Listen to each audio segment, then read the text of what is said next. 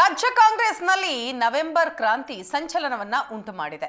ಇಂಥದರ ನಡುವೆ ಸಿಎಂ ಸಿದ್ದರಾಮಯ್ಯನವರ ಬಣದಲ್ಲಿ ಗುರುತಿಸಿಕೊಳ್ಳುವಂತಹ ಸಚಿವ ಜಮೀರ್ ಅಹಮದ್ ಖಾನ್ ಕೊಟ್ಟಂತಹ ಹೇಳಿಕೆ ಚರ್ಚೆಗೆ ಗ್ರಾಸವಾಗಿದೆ.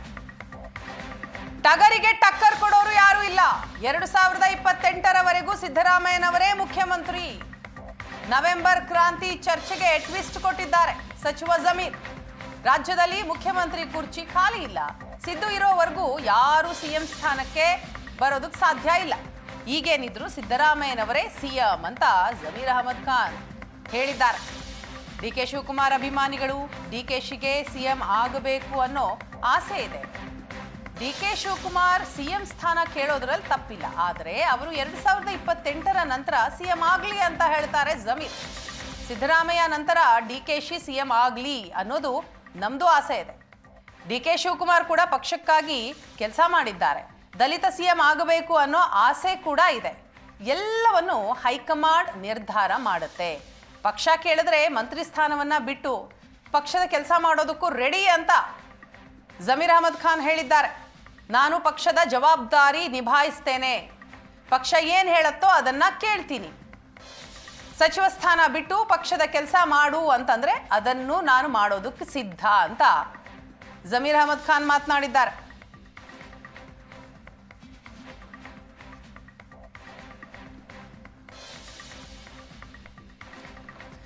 ನವೆಂಬರ್ ಕ್ರಾಂತಿ ಚರ್ಚೆಗೆ ಟ್ವಿಸ್ಟ್ ಕೊಟ್ಟಿದ್ದಾರೆ ಸಚಿವ ಜಮೀರ್.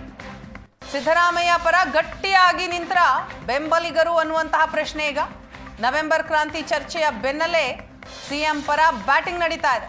ನಾಯಕತ್ವ ಬದಲಾವಣೆಯ ಚರ್ಚೆ ನಡುವೆ ಸಿಎಂಗೆ ಗಟ್ಟಿ ಬೆಂಬಲ. ಅವರ ಪರವಾಗಿ ಗಟ್ಟಿಯಾಗಿ ನಿಂತಿದ್ದಾರ ಬೆಂಬಲಿಗರು. ನಾಯಕತ್ವ ಬದಲಾವಣೆ ಇಲ್ವೇ ಇಲ್ಲ ಅಂತ ಹೇಳಿದ್ರು ಮಾಜಿ ಸಚಿವ KN ರಾಜಣ್ಣ. ಶಾಸಕಾಂಗ ಪಕ್ಷದ ಸಭೆಯಲ್ಲಿ ನಿರ್ಣಯವಾಗುತ್ತೆ ಅಂತ ಹೇಳಿದ್ರು.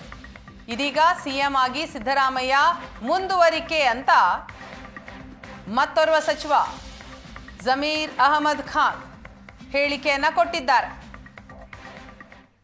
ಖಾಲಿ ಇಲ್ಲ. 28ವರೆಗೂ ಮಾನ್ಯ ಸಿದ್ದರಾಮಯ್ಯ ಮುಖ್ಯಮಂತ್ರಿಯಾಗಿ ಮುಂದುವರಿತಾರೆ. APCC ಅಧ್ಯಕ್ಷನೂ ಕುರ್ಚಿ ಖಾಲಿ ಇಲ್ಲ ಅಂತ ಹೇಳಿದ್ದೀನಿ. ಮಾನ್ಯ DK ಶಿವಕುಮಾರ್ ಆ ಕುರ್ಚಿಯಲ್ಲಿ ಕೂತಿದ್ದಾರೆ.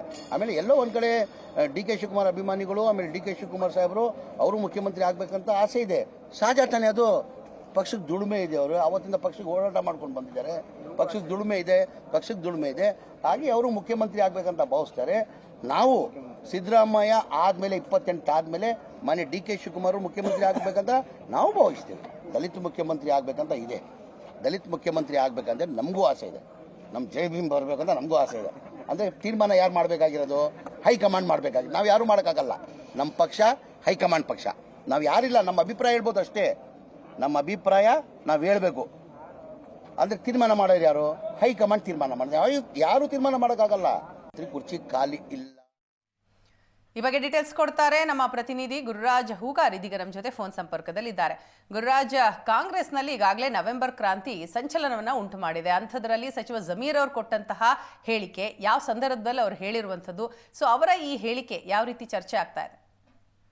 ವೀಣಾ, ಈಗಾಗಲೇ ರಾಜ್ಯದಲ್ಲಿ ನಾಯಕತ್ವ ಬದಲಾವಣೆ ವಿಚಾರ ಬಿಸಿ ಬಿಸಿಯಾಗಿ ಚರ್ಚೆ ಆಗ್ತಾ ಇದೆ. ನವೆಂಬರ್ನಲ್ಲಿ ಮುಖ್ಯಮಂತ್ರಿ ಬದಲಾಗ್ತಾರೆ, DK ಶಿವಕುಮಾರ್ ಮುಖ್ಯಮಂತ್ರಿ ಆಗ್ತಾರೆ ಅಂತೇಳಿ DKಶಿ ಪರವಾಗಿರುವಂತಹ ಶಾಸಕರುಗಳು ಆಗಾಗ ಹೇಳಿಕೆಗಳನ್ನ ನೀಡ್ತಲೇ ಇದ್ದಾರೆ. ಇದ್ರ ಮಧ್ಯದಲ್ಲಿ ಜಮೀರ್ ನಿನ್ನೆ ಹುಬ್ಬಳ್ಳಿಯಲ್ಲಿ ನೀಡಿದಂತ ಹೇಳಿಕೆ ಸಾಕಷ್ಟು ಮಹತ್ವವನ್ನು ಪಡೆದುಕೊಳ್ಳುತ್ತೆ. ಈಗಾಗಲೇ ಯಾರು ಕೂಡ ಈ ವಿಚಾರದಲ್ಲಿ ಮಾತನಾಡಬಾರದು ಅಂತ ಹೇಳಿ ಹೈಕಮಾಂಡ್ ಖರ್ಗೆಯಾದಿಯಾಗಿ ಎಲ್ಲರೂ ಕೂಡ ಕಟ್ಟಪ್ಪಣೆಯನ್ನ ವಿಧಿಸಿದ್ರು. ಅದ್ರ ಮಧ್ಯದಲ್ಲೂ ಕೂಡ ನಿನ್ನೆ ಜಮೀರ್ ಅಹಮದ್ ಮಾಧ್ಯಮಗಳಿಗೆ ಪ್ರತಿಕ್ರಿಯಿಸುವಂತ ಸಂದರ್ಭದಲ್ಲಿ ಅವ್ರು ಹೇಳ್ತಾ ಇದ್ರು, ಯಾವುದೇ ಕಾರಣಕ್ಕೂ ಕೂಡ ಮುಖ್ಯಮಂತ್ರಿ ಬದಲಾವಣೆ ಆಗೋದಿಲ್ಲ. 2028ರವರೆಗೂ ಕೂಡ ಸಿದ್ದರಾಮಯ್ಯನವರೇ, ಅಂದ್ರೆ 5 ವರ್ಷದ ಅವಧಿಗೆ ಸಿದ್ದರಾಮಯ್ಯನವರೇ ಮುಖ್ಯಮಂತ್ರಿ ಆಗ್ತಾರೆ. ಈ ಟಗರನ್ನ ಯಾರಿಂದಲೂ ಕೂಡ ಸರಿಸಲಿಕ್ಕೆ ಸಾಧ್ಯವಿಲ್ಲ ಅನ್ನುವಂತ ಮಾತನ್ನ ಜಮೀರ್ ಅಹಮದ್ ಹೇಳಿರುವಂತದ್ದು. ಅಂದ್ರೆ ಪರೋಕ್ಷ ಜಮೀರ್ ಅಹಮದ್ ಎಲ್ರಿಗೂ ಗೊತ್ತಿರುವಂತೆ ಸಿದ್ದರಾಮಯ್ಯ ಬಣದ ಅಂತಂದ್ರೆ ಆಪ್ತಾಪ್ತ ಸಚಿವರಾಗಿದ್ದಂಥವ್ರು. ಹಾಗಾಗಿ ಈ ಜಮೀರ್ ಅಹಮದ್ ಅವರ ಹೇಳಿಕೆ ಸಹಜವಾಗಿ DK ಶಿವಕುಮಾರ್ ಅವರಿಗೆ ಒಂದ್ ರೀತಿ ಬಿಸಿ ತುಪ್ಪ ಅಂತ ಹೇಳಿದ್ರೆ ತಪ್ಪಾಗ್ಲಿಕ್ಕಿಲ್ಲ. ಯಾಕಂತ ಹೇಳಿದ್ರೆ ನಾಯಕತ್ವ ಬದಲಾವಣೆ ವಿಚಾರದಲ್ಲಿ ಈಗಾಗಲೇ ಸಾಕಷ್ಟು ಶಾಸಕರುಗಳು ಸಚಿವರುಗಳು ಈ ರೀತಿ ಗುಂಪುಗಾರಿಕೆಯನ್ನ ಕಟ್ಕೊಂಡು, ಅಂದ್ರೆ ಸಿದ್ದರಾಮಯ್ಯ ಪರವಾಗಿ ಒಂದಷ್ಟು ಜನ, DK ಶಿವಕುಮಾರ್ ಪರವಾಗಿ ಒಂದಷ್ಟು ಜನ ಹೇಳಿಕೆಗಳನ್ನ ನೀಡ್ತಲೇ ಇದ್ದಾರೆ. ಹಾಗಾಗಿ ಜಮೀರ್ ಅಹಮದ್ ಅವರ ಈ ಹೇಳಿಕೆ DK ಶಿವಕುಮಾರ್ ಅವರಿಗೆ ಒಂದ್ ರೀತಿ ವಿರುದ್ಧವಾಗಿ ಇದ್ದಂತೆ Right. ಕಾಣಿಸ್ತಾ ಇದೆ. ಯಾಕಂತ ಹೇಳಿದ್ರೆ 2028ರವರೆಗೂ ಕೂಡ ಡಿ ಕೆ ಶಿವಕುಮಾರ್ ಕಾಯ್ಬೇಕು, ಅವರು ಮುಖ್ಯಮಂತ್ರಿ ಆಗೋದಕ್ಕೆ ನಮ್ಗೆ ಯಾವುದೇ ವಿರೋಧ ಇಲ್ಲ, ಆದ್ರೆ ಈಗ ಮುಖ್ಯಮಂತ್ರಿ ಕುರ್ಚಿ ಖಾಲಿ ಇಲ್ಲ ಅನ್ನುವಂಥದ್ದು ಜಮೀರ್ ಅಹ್ಮದ್ ಅವರ ಹೇಳಿಕೆ. ಇದು Yes. ಸಹಜವಾಗಿ ಸಾಕಷ್ಟು ಮಹತ್ವವನ್ನ ಪಡೆದುಕೊಳ್ಳುತ್ತೆ ವೀಣಾ. Thank you Gururaj.